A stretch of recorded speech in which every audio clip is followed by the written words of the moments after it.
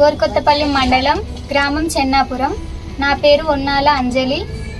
ఇదివరకు గతంలో నాకు యాక్సిడెంట్ అవ్వడం వల్ల నా కాలు తీసేశారు. జయశంకర్ ఫౌండేషన్ వారిని నేను సంప్రదించాను. వారు నన్ను వైజాగ్కి తీసుకెళ్ళి ఉచితంగా వాళ్ళ ఖర్చులతో నాకు ప్లాస్టిక్ కాలు పెట్టించడం జరిగింది. తరువాత మా నాన్నగారు కింద పడడం వల్ల ఒక కాలు విరిగింది. ఆపరేషన్ చేసి రాడేపించారు. వారు కొంచెం జయశంకర్ ఫౌండేషన్ వారిని మేము కలిసాము. వారు కొంచెం మాకు ఆర్థిక సాయం చేశారు.